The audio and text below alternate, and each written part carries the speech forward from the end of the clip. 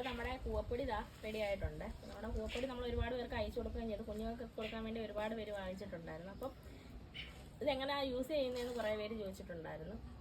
അപ്പോൾ കുഞ്ഞുങ്ങൾക്ക് കൊടുക്കാൻ വേണ്ടിയിട്ട് നമ്മൾ പാല് തിളയ്ക്കുമ്പോൾ ഇത് ഒരു ഗ്ലാസ് എടുത്ത് അതിനകത്ത് 2 സ്പൂൺ എത്ര വേണ്ടതെന്ന് വെച്ചാൽ അത്രയും ഇട്ടിട്ട് നമ്മൾ നന്നായിട്ട് കലക്കുക. സ്പൂൺ കൊണ്ട് നന്നായിട്ട് കലക്കുമ്പോഴത്തേക്ക് നന്നായിട്ട് കലങ്ങും.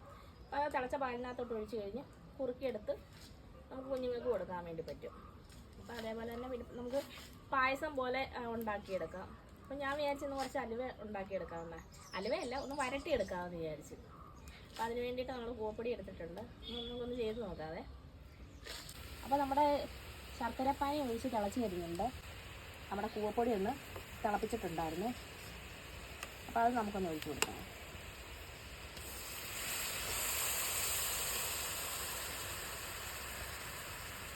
ഞാൻ ആദ്യമേ ശർക്കര പാനിയാക്കി ഒഴിച്ച് അതിനകത്ത് നമ്മൾ സെപ്പറേറ്റ് ചെയ്യാൻ തിളപ്പിച്ച് വെച്ചിരുന്നതായിരുന്നു കൂവപ്പൊടിയെ. അപ്പോൾ അതും ഞാൻ ഒഴിച്ചിട്ടുണ്ട്. അപ്പോൾ നമ്മൾ വഴറ്റി ഇങ്ങ് എടുക്കുക. കുറച്ച് നെയ്യ് ചേർക്കുക. പിന്നെ അണ്ടിപ്പരിപ്പ് മുന്തിരിങ്ങയൊക്കെ ഉണ്ടെങ്കിൽ അതും ചേർക്കുക. അങ്ങനെ തന്നെ എടുക്കുമ്പോഴേ നല്ല ടേസ്റ്റാണ് കേട്ടോ. വലിയ ഡെക്കറേഷൻ ഒന്നുമില്ല. ഇതിങ്ങനെ വഴറ്റി നന്നായിട്ട് എടുക്കുന്നു കൂവപ്പൊടിയും ശർക്കരയും കൂടെ. അതിനകത്ത് നെയ്യും ചേർക്കുകയും ചെയ്യുന്നുള്ളൂ. പിന്നെ ഏലക്കാപ്പൊടി ചേർക്കുന്നു. ഇത് ഇനി ആയി വരാൻ കുറച്ച് സമയം പിടിക്കും. ഉണ്ടോ?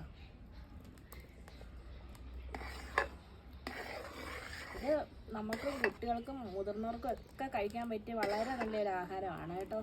അപ്പോൾ ഇത് വാങ്ങിക്കാൻ വേണ്ടി വിളിക്കുന്നവർ പറയുന്നത് ഡോക്ടർ പറഞ്ഞു, അല്ലെങ്കിൽ വയറിന് അസുഖമുള്ളവർ ഒക്കെയാണ് വിളിക്കുന്നത്. അപ്പോൾ അവർ പറഞ്ഞത് ഡോക്ടർ പറഞ്ഞ് കൂവപ്പൊടി കഴിക്കാനെന്ന് പറഞ്ഞുകൊണ്ടാണ് വിളിക്കുന്നത് എന്നൊക്കെ പറഞ്ഞാണ് വിളിക്കുന്നത്. അങ്ങനെ കുറച്ച് പേര് എന്നെ വിളിച്ചിട്ടുണ്ടായിരുന്നു കേട്ടോ.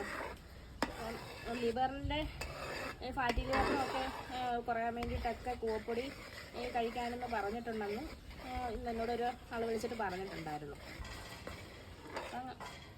നമ്മൾ പണ്ട് മുതലേ ഇത് ഔഷധ ഗുണമുള്ള നമ്മുടെ ആയുർവേദ മരുന്നുകളിലൊക്കെ ചേർക്കുന്ന ഒന്നായിരുന്നു കൂവപ്പൊടി. ഈ കൂവപ്പൊടി ഒന്നും ആർക്കും നട്ടു വളർത്തേണ്ട കാര്യമൊന്നും ഇല്ലായിരുന്നു. എല്ലാവരുടെയും വീടുകളിലേ സുലഭമായ ഒന്നായിരുന്നു കൂവപ്പൊടിയെ.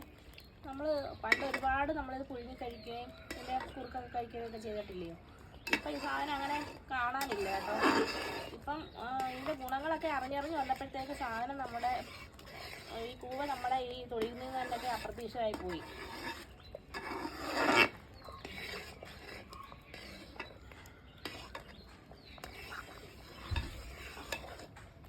നമുക്ക് ഇടയ്ക്കിടയ്ക്ക് കുറച്ച് നെയ്യും കൂടെ ചേർത്ത് കൊടുക്കാം കേട്ടോ. വെളിച്ചെണ്ണ നെയ്യോ അവരുടെ കയ്യിലുള്ള എന്താണെന്ന് വെച്ചാൽ അതിനനുസരിച്ച് നമുക്ക് ചേർത്ത് കൊടുക്കാം.